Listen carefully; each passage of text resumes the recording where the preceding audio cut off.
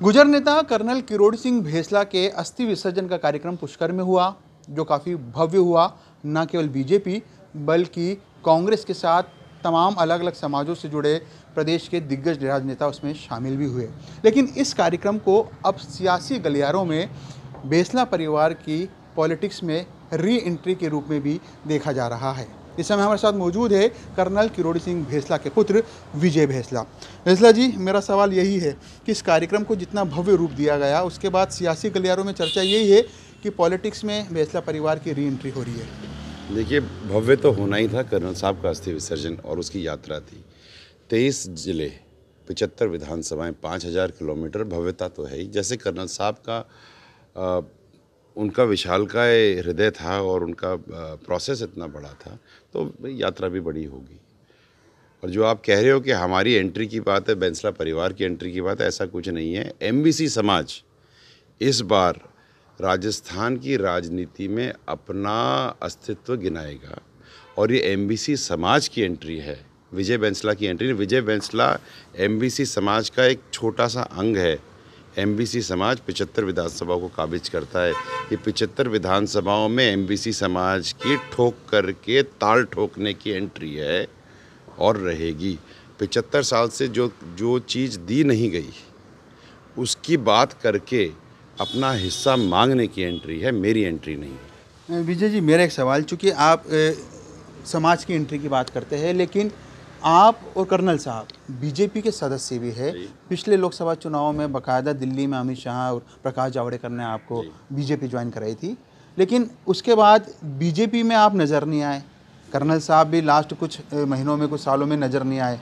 लेकिन अब जब कर्नल साहब के अस्थि विसर्जन का कार्यक्रम था तो ये तमाम बीजेपी के बड़े लीडर्स भी आए। क्या माना जाए कि अब बीजेपी से आपका नाता नहीं रहा? नहीं, बीजेपी के हम मेंबर हैं। जब जब बीजेपी को हमारी ज़रूरत पड़ती है तो बीजेपी हमारे को बुला लेती है, हम पहुंच जाते हैं। लेकिन आप ये देखिए कि पहले समाज आता है हर बार, और हम तो समाज के साथ हैं। बीजेपी के भी मेंबर हैं, लेकिन समाज पहले आता है। आप ये भी मैं आपको बताना चाहूँगा कि राजस्थान में केवल पार्टियों की पॉलिटिक्स नहीं होती।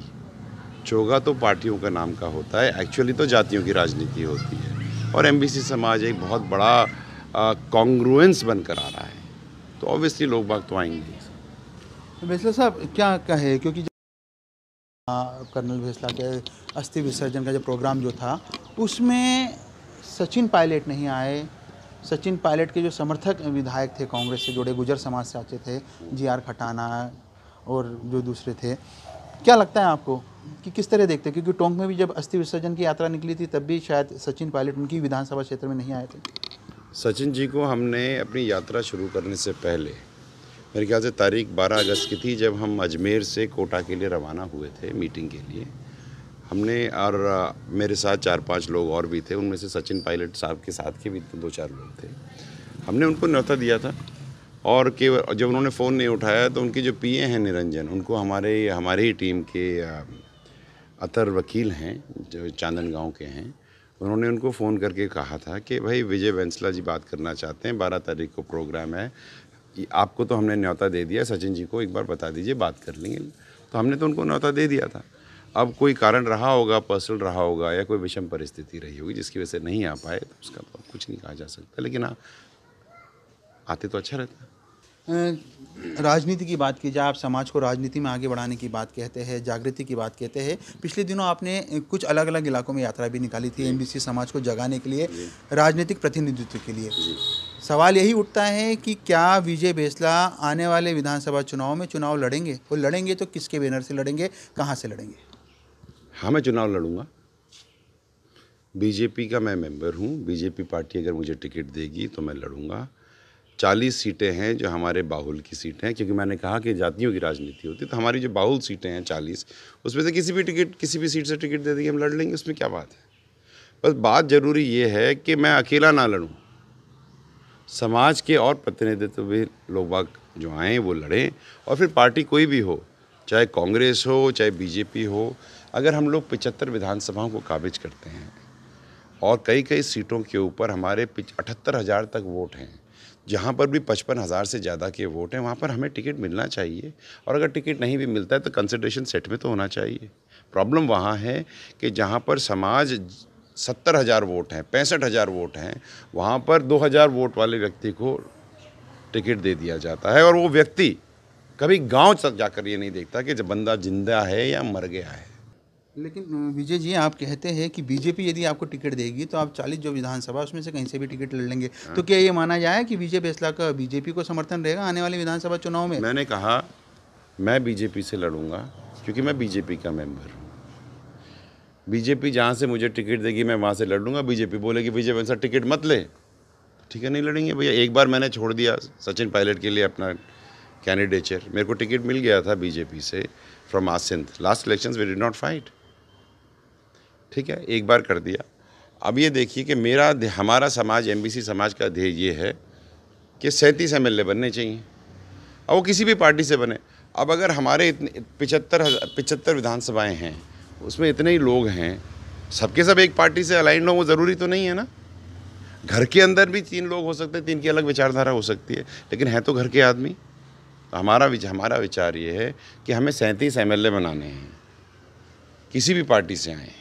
अब जाटों में क्या सारे के सारे बीजेपी में ही होते हैं या सारे के सारे कांग्रेस में होते हैं? भाई बटे होते हैं ना, एग्जाम्पल के लिए। वैसे हमारे, अब आप देखिए हमारी विडम्बना देखिए कि हमारे 8 विधायक तो बने हमारे कांग्रेस से, 13 विधायक हमारे बीजेपी से हार गए। भाई वो भी तो समाज के ही थे ना। We lost, we could have been 21 people in the Vidhan Sabha today. We are only 8. We have lost 13 for what? BJP का एक भी विधायक पिछले विधानसभा चुनाव में गुर्जर समाज का नहीं जीत पाया। उसका कारण क्या मानते हैं? क्योंकि उसका कारण सचिन पायलट, मैं आपको बताता हूँ। और ये हमारे समाज में बहुत क्लैरिटी से समझ में आ गई ये बात। जब एक समाज व्यक्ति विशेष के पीछे दौड़ता है ना, तो समाज हार जाता है।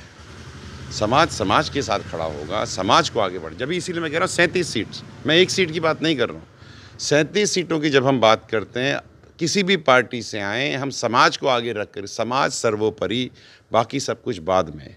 Nation, community, then rest follows. इसका मतलब सीधे सीधे निशाना आपका सचिन पायलट पर है कि एक व्यक्ति के पीछे ना जाए, समाज के साथ रहे। भाई एक व्यक्ति, आप सचिन के पीछे क्यों जाते हो? जीआर खटाना भी तो है, इंद्राज भी तो है, इतने सारे लोग हैं। मेरा कहने का दायित्व सिंपल सा है कि कोई भी समाज अगर अमुक एक व्यक्ति की विचारधारा के पीछे दौड़ेगा तो नुकसान हो जाता है। अगर आप समाज की विचारधारा लेकर के 37 लोगों को आगे बढ़ाओगे तो दैट इज़ बेटर ना। एक आदमी को बढ़ाने से see I have no problem with the gentleman, मेरी तरफ से बहुत आगे बढ़ें, लेकिन समाज आगे बढ़ना चाहिए। एक सवाल जहन में उठ रहा है। राजस्थान में ये चर्चा है कि जो गुजर लीडर की यदि बात की जाए तो गुजर समाज का एक बड़ा हिस्सा सचिन पायलट के पीछे है। क्या वर्तमान स्थिति में आपको ऐसा लगता है और आने वाले चुनाव में भी क्या यही स्थिति रहेगी कि एक व्यक्ति, एक नेता के पीछे पूरा समाज रहेगा? आगे क्या होने वाला है हमें तो नहीं पता। अच्छी बात है, समाज सचिन के साथ जा रहा है, अच्छी बात है। I am happy with that, no problems. What is important is, as I said, जो व्यक्ति समाज के साथ खड़ा होगा, समाज उसके साथ खड़ा होगा। And let us see what happens in the future. I wish him all the best. CM बने, अच्छी बात है। तो ये है विजय फैसला। चुनाव आने वाले हैं, लेकिन उसके पहले एमबीसी समाज जागरूक हो, उसके लिए कई प्रयत्न कर रहे हैं। और यह भी साफ कर दिया कि आने वाले विधानसभा चुनाव हो या फिर उसके बाद होने वाला लोकसभा का चुनाव इतना आसान नहीं होगा उन राजनीतिक दलों के लिए जो राजस्थान में एमबीसी समाज को उसका प्रतिनिधित्व नहीं देंगे। कैमरा पर्सन विजेंद्र के साथ पीयूष शर्मा, ईटीवी भारत, जयपुर।